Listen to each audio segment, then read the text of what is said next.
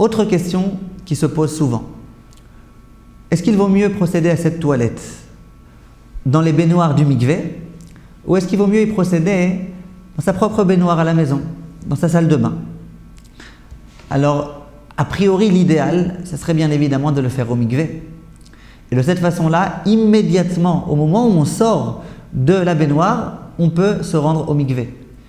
Il n'y a pas de distance à parcourir, il n'y a pas de temps à attendre. Immédiatement, on peut être sûr qu'alors qu'on est complètement propre, on se trempe.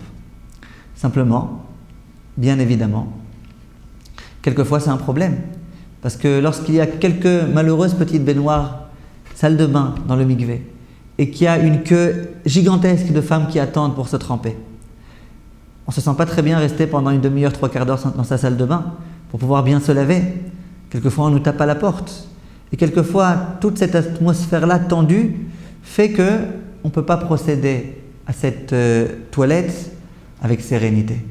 C'est la raison pour laquelle, dans ce cas-là, on conseillera au contraire à la femme de procéder à cette toilette chez elle, à la maison, dans sa salle de bain, et ensuite se rendre au mikvé, bien évidemment dans la mesure où la distance entre sa maison et le mikvé n'est pas trop grande, ou alors où elle peut être véhiculée en voiture, etc. Combien de temps doit durer cette toilette? Et ne vous inquiétez pas, ensuite on rentrera dans tous les détails de cette toilette, comment nettoyer chaque partie du corps. Mais pour l'instant, combien de temps doit durer cette toilette? Alors on l'a précisé tout à l'heure. Lorsqu'on procède à cette toilette, or qu'il fait déjà nuit, pour être sûr que la femme ne va pas trop se précipiter, on lui a dit que cette toilette devait durer 1 heure. Lorsque elle procède à cette toilette alors qu'il fait jour, il n'y a pas lieu de craindre que inconsciemment elle se presse trop. Il n'y a aucun temps qui a été écrit explicitement par les décisionnaires.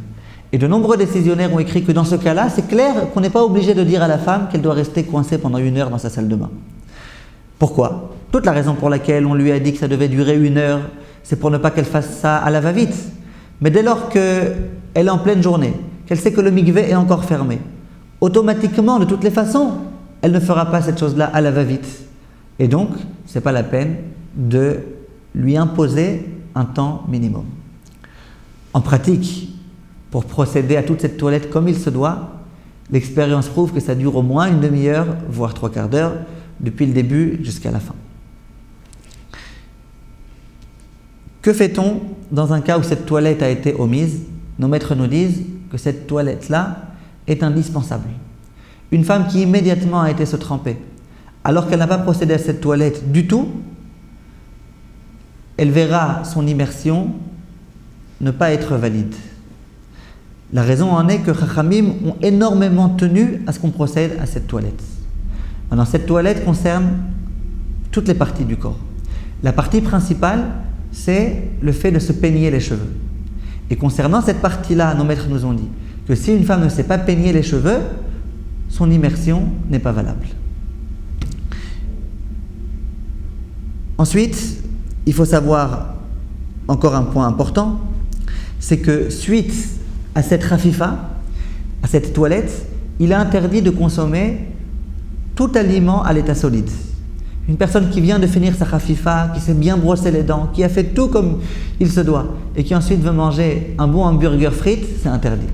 Hamburger, comme on l'a dit au tout début du cours, que le jour du mikvé, on n'a pas le droit de manger de viande, mais même les frites, même un bonbon, toutes ces choses-là, il est clair qu'on n'a pas le droit de les manger parce qu'on vient de sortir de la khafifa, on vient de se nettoyer, exprès pour être sûr qu'au moment où on va se tremper, on sera vraiment intact de toute saleté.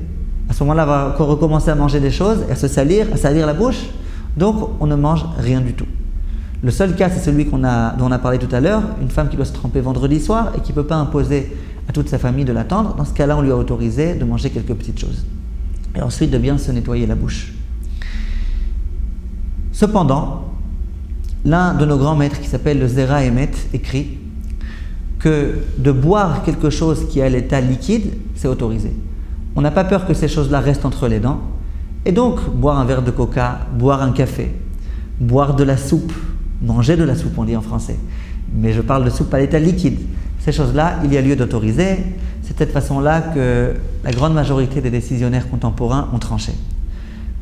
Une fois qu'elle aura fini de boire cette boisson, il vaudrait malgré tout mieux qu'elle se rince rapidement la bouche. Et puis ensuite, juste avant de se rendre au mikvé, il va falloir que la femme procède à ce qui s'appelle le ayoun. Qu'est-ce que le ayoun? Le ayoun, c'est l'inspection. L'inspection de tout son corps. La femme, jusqu'à présent, n'était pas forcément complètement propre. Elle vient de se laver. Une fois qu'elle s'est lavée, il faut qu'elle passe un regard minutieux sur tout son corps pour voir qu'effectivement, tout est propre, tout est clean, tout est impeccable. Cette mitzvah-là est de la Torah. La Torah oblige la femme, avant d'aller se tremper, à bien regarder toutes les différentes parties de son corps. Que fait-on concernant le dos, par exemple? On n'a pas les yeux dans le dos. Comment on peut vérifier que, effectivement, le dos est complètement propre? Alors certains décisionnaires disent qu'on peut par le toucher. On met la main derrière le dos et on vérifie bien qu'il n'y a aucune chose bizarroïde là-bas, rien qui n'est en relief. Il y a d'autres décisionnaires qui disent que, étant donné que tout le corps était dans la baignoire, qu'il y a de l'eau qui a coulé sur tout le corps, on considère que c'est clair que la femme est déjà propre. Et donc, les parties qui sont accessibles, on les regarde. Les parties où nos yeux n'ont pas la possibilité de voir, on se repose sur cette toilette qui a été effectuée. Enfin, il y a Baruch Hashem dans les mikvaot des balaniot, des femmes pieuses généralement, dévouées, qui seront prêtes à observer notre corps. Si la femme vient et qu'elle dit à la balanite, s'il te plaît, veux-tu bien regarder mon dos, qu'il n'y a aucun écran qui se trouve? C'est clair que la balanite sera d'accord de le faire, et de cette façon-là, on s'est acquitté d'après tous les décisionnaires de cette inspection. Peut-on faire simultanément la khafifa et le iyun? Disent les décisionnaires, il n'y a pas de problème. Si au moment où la femme se nettoie, elle se dit je regarde aussi que tout est bien propre, et bien en une pierre deux coups, elle a pu faire aussi bien sa khafifa, sa toilette, que son iyun, que son inspection. Mais ça, c'est à condition qu'elle se trempe immédiatement après. Parce que si elle fait la khafifa 2 heures avant, le iyun qui aurait été fait à ce moment-là n'est pas efficace. Le iyun, il faut qu'il soit fait juste au moment où la femme s'apprête à aller se tremper. Si une femme n'a pas fait de iyun, eh bien malheureusement, à nouveau, ça ne rend pas valable son immersion. Donc il faut nécessairement qu'elle fasse son iyun. Et enfin, avant que la femme aille se tremper, elle a fait sa khafifa, elle va faire son iyun. Il faut, a priori, qu'elle se rende aux toilettes si elle sent qu'elle a besoin d'effectuer ses besoins, de sorte à ce que l'immersion soit parfaitement bonne. Si une femme avait besoin de se rendre aux toilettes et qu'elle n'y a pas été, a posteriori, tous les décisionnaires écrivent que malgré tout, son mikvé est effectif. Mais l'idéal, c'est avant qu'elle se rende aux toilettes. La prochaine fois, si Dieu veut, nous allons expliciter un petit peu plus de quelle façon il faut procéder à cette khafifa, de quelle façon procéder au nettoyage de chaque partie du corps.